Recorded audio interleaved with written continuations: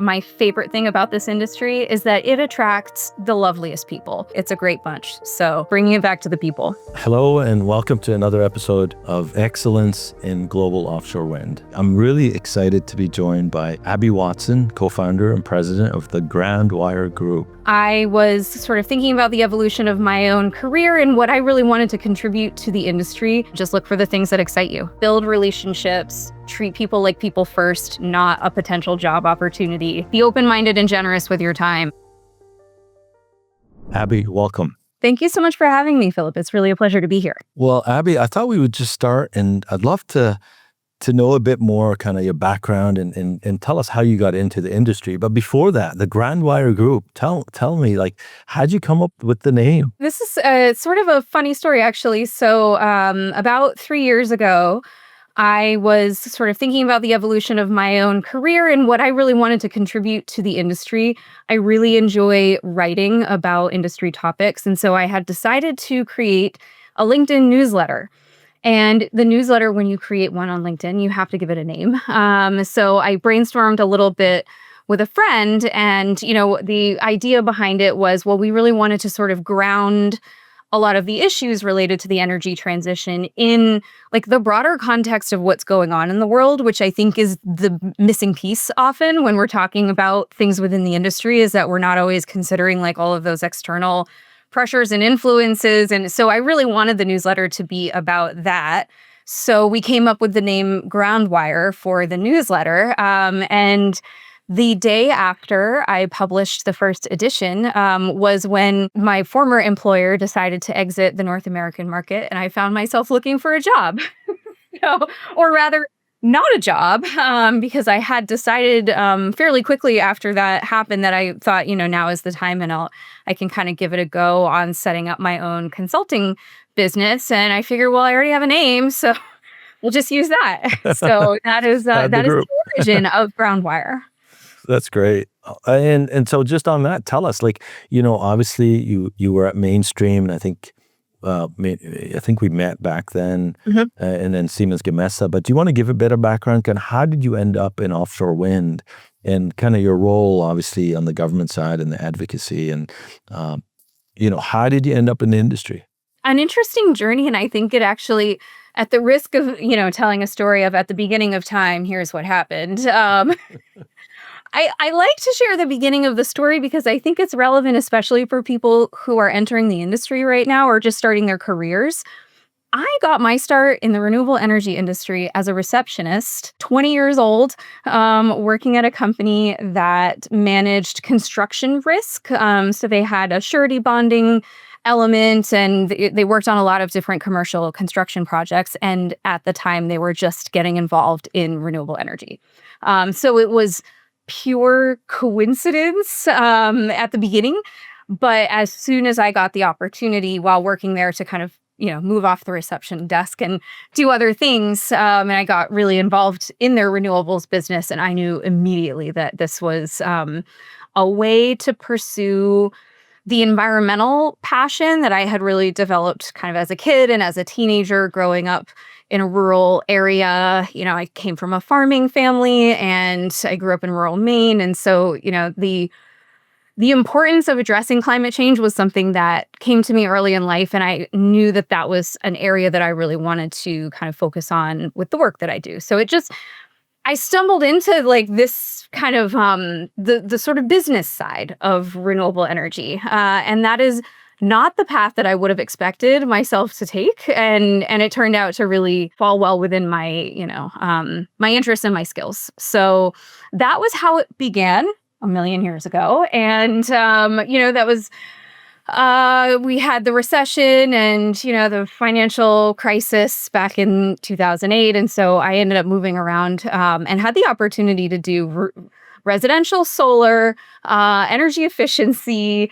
And then I ended up at Gamesa, which at the time was only focused on onshore wind.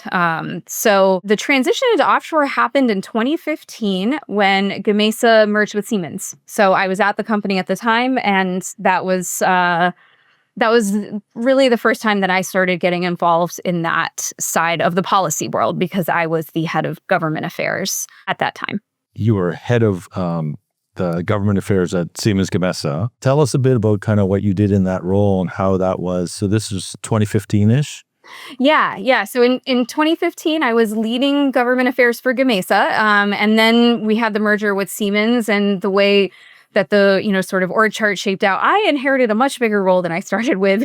It was, we became a much larger company with a very different profile in Washington. So it certainly changed the expectations for, what the government affairs lead would be working on. So it was a big growth opportunity for me. And it was also a really exciting time in the offshore wind industry, because this was, while beginning my government affairs career with the first Trump administration, effectively, and the first Trump election, it was an interesting time to sort of transition into that space focused on renewables. But, I had an opportunity to learn a lot and go through all of those organizational changes and work with states that were really just starting to figure out what their offshore wind programs were going to look like. So really the early days and trying to see how that market evolved and moved pretty quickly, obviously with the states and BOEM and all the activity there. Lots of exciting times around the New York Bight and seabed leases there. Yeah, it almost feels like a different lifetime from where things have been for the last couple of years. So certainly I've seen a bit of the offshore wind roller coaster, although I know that folks who have been in it longer than I have in the U.S. have already been through several cycles of this. So there's this is just I think kind of a natural consequence of most energy businesses, honestly, is that there's a cyclicality to it. And I think you touched on something really important. I mean, right now we're going through a very interesting time, to say the least, in the industry. And I think the narrative is something that it's important to recognize the narrative that we're seeing. Obviously, like we talked earlier, that the demand for electricity has never been greater, whether it's AI data centers, hyperscalers, but also, that's in addition to electrification, electric vehicles, space heating, and all the traditional growth that we've seen. And then you look at, what's the best way to deliver that? By far, it's still renewable energy. That's the cheapest form of electricity. So you combine that, and then you hear a narrative that's very negative to offshore wind. What's your view on kind of the messaging and the noise versus the signal that we're seeing in the industry right now? Yeah, and I think there's like a couple of different lenses through which to look at this. But I think, for the way that you've kind of framed this question, just thinking more about the sort of industry and investor narrative, I think, to your point, the fundamentals on the market demand have not changed. And that is, I've been in renewables for long enough to remember when renewables were not the cheapest form of electricity. And we were very reliant upon climate policies and tax credits and things like that to really underpin certain elements of the business case for renewables projects. And the fact is that is no longer true. Yes, obviously government policy and government attitude toward various technologies matters a great deal, but the market drivers from a demand standpoint, from a price parity standpoint, have shifted substantially in favor of renewables. And a stat that I like to use as often as possible these days is that in 2023, when the Empire Wind 2 project approached New York State to ask for an adjustment on its awarded PPA, the price that they were requesting was $178 a megawatt hour. Yes. The price to build a new combined cycle natural gas, $240 to $250 a megawatt hour. It's so... I remember at the time, there being this sense of outrage about, the prices that were being requested, but these developers were responding to very real shocks, that happen within the global economy that have impacted everyone else. And I think that's the piece that gets lost. Abby, I think this is really, really important, and I think it's important to kind of go back. And so you're saying, and it's what we're seeing it too, I can say, the cost of natural gas versus the cost of offshore wind, which again, with offshore wind, really you're able to get gigawatts of scale of renewables, which, by the way, is good for the climate as well. So that's in addition. But if we're just talking apples to apples in terms of cost of bringing new generation to meet the demand, 178 versus 240 to 250 for gas. I mean, I think that this should be not a billboard. including the fuel. And then Not including the fuel, and exactly the volatility, yeah. right? Mm-hmm. In the fuel. So that's a very good point. Yeah. I think one really important thing for folks to recognize is that the price competition and parity discussion, I think, has shifted and needs to shift. I think we need to kind of acknowledge that offshore wind, I think, got kind of unfairly called out for that, predominantly because that was the technology that had multiple gigawatt scale projects midstream that needed to rebid. But if you had the same situation with nuclear plants or natural gas plants, any gigawatt scale developer would have found themselves in the same position, right? And that's what we're now seeing is that, well, if we truly need to build gigawatts worth of new electricity, which to meet this AI dominance mission, there's really no other way to go about it. The price shocks and impacts from COVID have impacted natural gas facility and plant costs just as much as they have offshore wind. You can't build gigawatts of solar in most places. And even when you do, it doesn't have the same kind of resource profile that matches well with, periods of high stress in the Northeast grid, which tends to be winter peaking days, where it's extremely cold and you don't get as much solar output, and you don't get the solar output at all when you really need it, which is at night. So you have all of these fundamentals that still exist. You have a grid in the Northeast that needs a lot of new electricity generation for a variety of reasons, not just data centers, but lots of reasons. You have load centers close to the coast that are otherwise transmission constrained, largely. If you want to think about the alternative of taking onshore renewables and kind of moving them west to east, sure, that's an option that folks have been trying to do for the better part of 2 decades, and are finding that building really long transmission lines is just as challenging as building an offshore wind farm. So I think this is the message that I think is really important for investors and the business community to be delivering to policy leaders right now, is that the only reasonable and smart energy strategy is a genuine strategy of abundance and every single resource that you can possibly throw at the problem, because you have to hedge those bets. Some of these things are not going to work the way that you expected them to on the timeline you expected. So you really have to keep everything in the mix. You'd have some people, and we've talked to people before, where, building transmission or even gas pipelines are, NIMBYism and getting all the rights of ways and so on. It's if it's possible, it's decades, right? So the only alternative to load centers is really offshore wind. Exactly. And what else can you build at that scale that once it's built, the price doesn't change? That's the thing. Sure, you could try to meet this demand on the same time scale with natural gas, presuming that, when I say on the same time scale, it's because we're in an unfortunate situation where not a lot of offshore wind is getting built for the next few years that might otherwise be starting construction. So it's natural gas. Well, that doesn't lock in prices, or nuclear. And to your point, who knows how long it will take to build those if you can get them built. And it's hard for me to believe that the price would be considerably lower than it would be for offshore wind. You're sitting, at Groundwire, and we skipped a little bit, but, after Siemens Gamesa, you went to Mainstream, which, was a very, very interesting developer of renewables. And then you had a big push for offshore wind in North America. Tell us a bit about the experience, how you looked at offshore wind during that journey. I really enjoyed my time at Mainstream. So I joined Mainstream Renewable Power in, I believe it was 2022, perhaps the end of 21.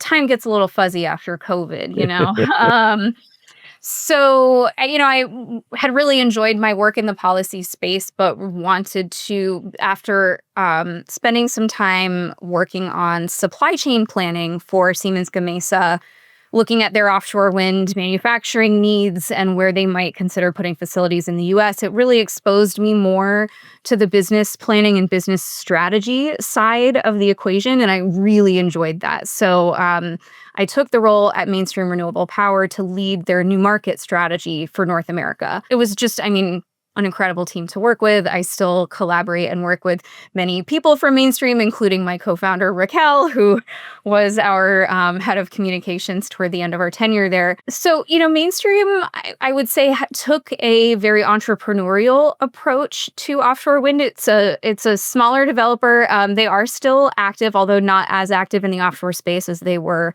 at the time. And they were really, looking at markets where a focus on really strong stakeholder engagement would prove to be a competitive advantage, because that was really, I would say, what Mainstream's key strength was, and like a kind of core part of their identity was they were have always been really strong advocates for community engagement and involvement, and a lot of really great best practices as a developer in that space. So we evaluated some of the market opportunities from that standpoint, and that was one of the points in favor of the Nova Scotia market when we first started exploring that. Yeah, the Nova Scotia market, obviously, it's an interesting dynamic that we're seeing now, in Canada versus what we're seeing in the U.S. So hopefully that garners the right interest for that. And so on that note, Groundwire, what kind of work are you working with? What kind of stakeholders, clients, what kind of offshore wind related services do you offer? We expanded the business about a year and a half ago and rebranded. So Groundwire Strategies became the Groundwire Group. And Raquel Pichardo joined as my co-founder and managing partner. And she leads a lot of our communications work within the practice. We are a strategy and communications consultancy working on issues related to climate and sustainability. And I would say we have three kind of key areas of our practice. So one is focused on clean tech and renewables. Most of the work we do in that space is related to offshore wind and transmission. And then we also have a practice area focused on sustainable finance and investing, which is an area of background that Raquel brought to the practice. And then we also have done some really interesting work over the last year in nature-based solutions. So helping buyers of voluntary carbon credits that are generated through the application of nature-based solutions. We've done work helping some of those buyers understand how to evaluate I don't remember what it was, 90 plus different frameworks that exist for trying to understand whether these carbon credits are, valid and ethical and, de-risked and all of these other kinds of criteria that you might want to consider. So we've kind of done some work to rationalize a lot of those different frameworks to kind of come to some auditing best practices that we can help buyers of these credits with. So I would say that in general, the work that we do is about building coalitions. So really like kind of recognizing that solving a lot of these challenging problems in the energy transition is about alliances. And it's about bringing different interests together to kind of all try to solve the same. Like everybody's going to have their own interests, but you need everybody working together to solve some of those problems. So we do a lot of convening and coalition building work with major environmental nonprofits and some of the renewable energy trade associations. And then we also do kind of more sort of bread and butter communications support for both private and nonprofit clients, sort of helping them communicate with their target audiences, and also doing a lot of work translating complex issues to a public audience within the energy transition. So that's been particularly fun work. And it's really interesting. You're talking about collaboration and then stakeholders and community engagement and so on. You've had some really unique experience both at, a turbine manufacturer in the supply chain.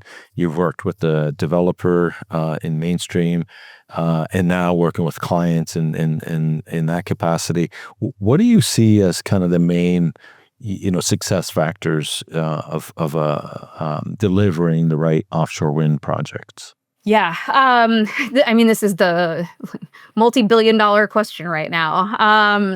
I mean, I would say right now we're doing a lot of work helping industry actors and policy advocates figure out how to address some of the challenges that we're facing in the US market. And I would say there's like kind of two big areas where a lot of this work is focused. One is on transmission planning and investment.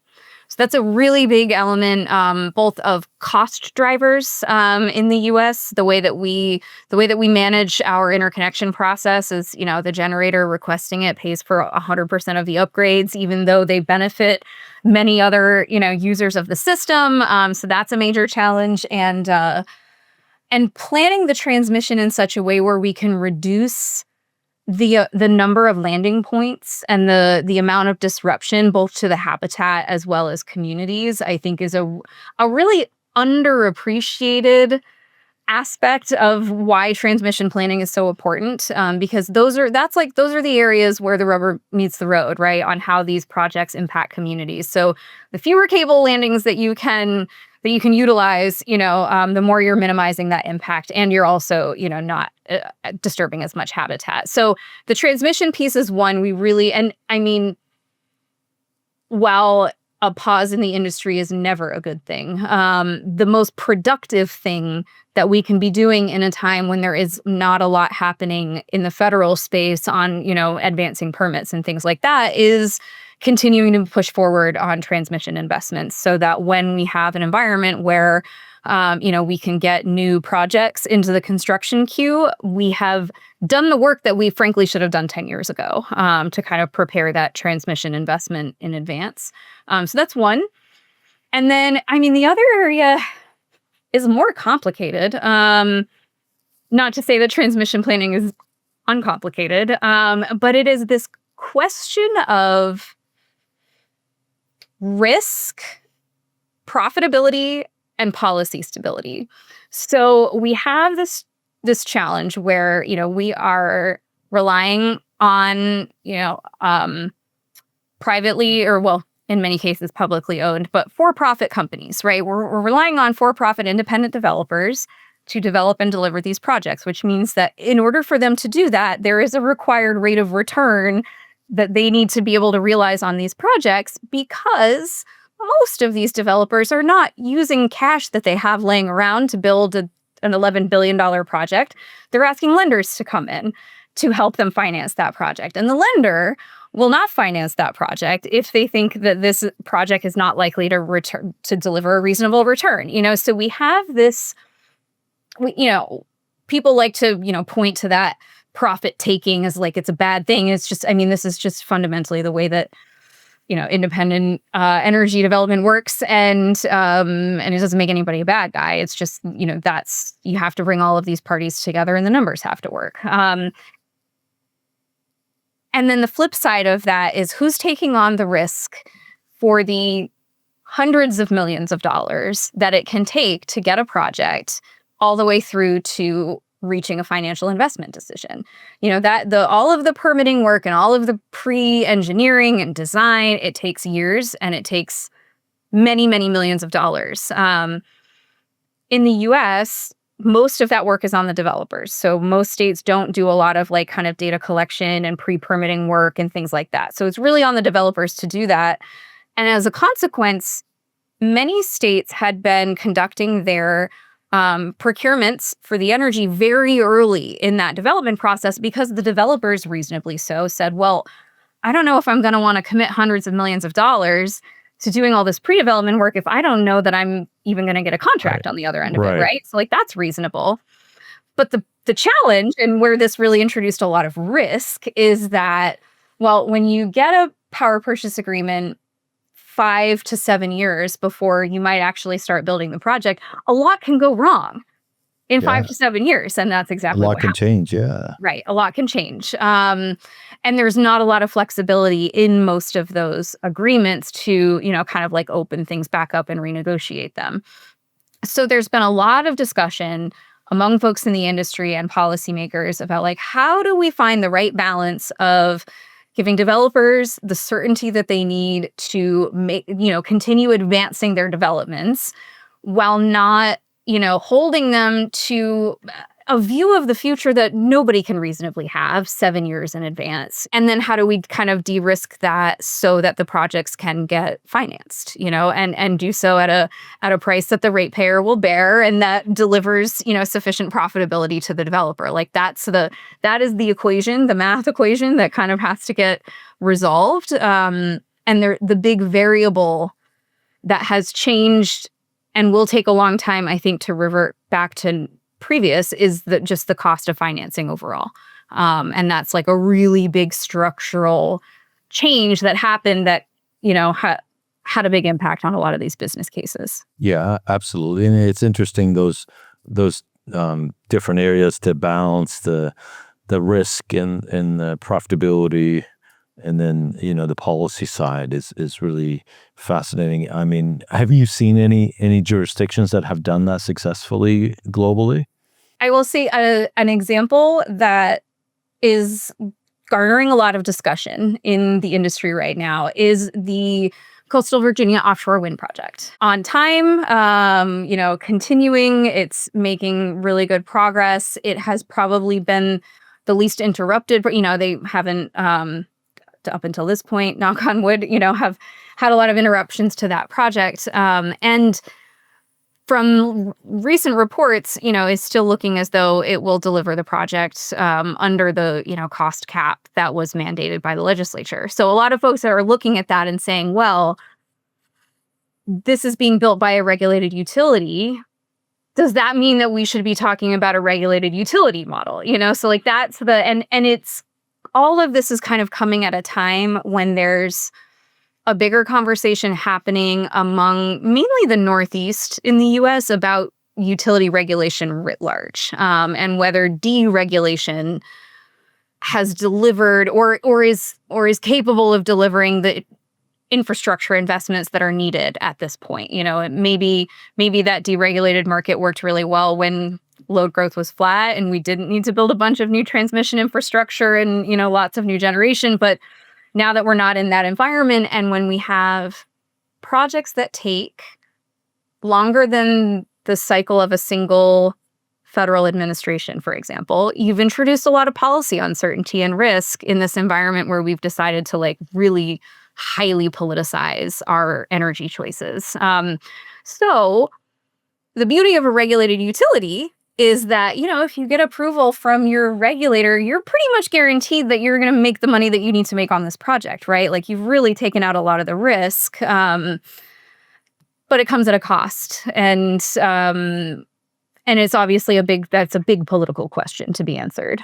Maybe for some of the folks that might not be familiar, we're talking about the Dominion Energy 2.6 gigawatt Coastal Virginia Offshore Wind Project that is still under construction currently and making really good progress is what I'm hearing. But it's a big one, initially 9.8 billion US. And, I think it's a little bit higher than that now, but regulated model in rate base and a really interesting project that now, is seen as a model that could be potentially replicated. And you're right. I mean, has deregulation gone too far when it comes to different profile of load growth right now? So it's a fascinating subject, and I'm sure we'll have to maybe come back to it on another episode. Maybe just to bring it all together, I wanted to shift gears a little bit, Abby. You talked about starting very early on in the industry and getting exposed to it, and now as president of the Groundwire group, if you're talking to the younger generation, I always like to ask this question, what advice or perspective would you share with someone, younger that's looking at the industry and saying, look, there's some elements that I like, there's lots of uncertainty, there's some risks, but there's definitely a need for what's happening here, and I'd like to be part of it. Any thoughts or advice for the younger generation? I love to have these conversations. I've had a couple of them in the last month or two with folks kind of looking to make career changes or entering the workforce. A couple of things I like to suggest, and these are things I did pretty early on in my career as well. Check out the trade associations. So the trade associations for renewable energy, there will be national trade associations. There are often also smaller regional and local groups that represent, developers. They often have entry-level employment opportunities, and it is a great place to start a career in the industry. You get exposed to a lot of different elements of the industry. You start building a network. You gain visibility to different companies. And they often also have volunteer opportunities. So there are a lot of different ways that you can get involved. Reach out to them. Just ask if they need help, if they have an upcoming conference, see if you can volunteer and, get free admission. I've used that one myself a couple of times. So I think they're a great resource that a lot of younger folks don't know about. Likewise, I would say the same goes for some of the big nonprofit advocacy groups. A lot of them have more local chapters like Sierra Club, League of Conservation Voters. A lot of them will have, kind of state level chapters. These groups do a lot of work in renewable energy. And when you're just starting out in your career, a foot in the door with the organization is all you need.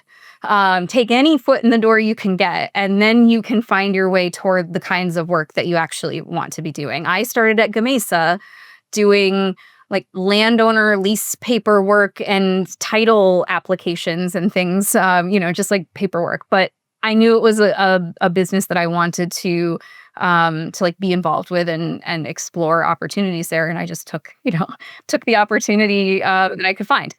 So those are two. And then I would say the other thing is that most cities do have professional networking events for energy, different energy sectors, and offshore wind itself has an unofficial effort called Offshore Wind Drinks. If you look them up on LinkedIn, they do have their own LinkedIn page, I think. And there will be very informal happy hour events hosted in cities all over the world, actually. I think they've expanded well beyond the US. So take a look out, look for those. Young Professionals in Energy is another one that I think has quite a few chapters in different cities. So you just start networking, follow up with people, build relationships, treat people like people first, not a potential job opportunity, and it always comes back. Just be open-minded and generous with your time, and, just look for the things that excite you. That's some great advice there, Abby. And building long-term relationships is something that, not just for the youngsters, but across the industry. I think that's a critical piece of being part of this industry long term. It's really about relationships and the people that you meet and you help out. So that is my closing sentiment about offshore wind, is that my favorite thing about this industry is that it attracts the loveliest people. I mean, I've worked in a lot of different areas, and something about the folks that work in offshore wind, it's a great bunch. So bringing it back to the people. It's about the people, and really interesting times, and definitely a long-term view of the industry. So thank you, Abby. I appreciate you joining us, and look forward to chatting again soon. Thanks so much, Philip. It was my pleasure.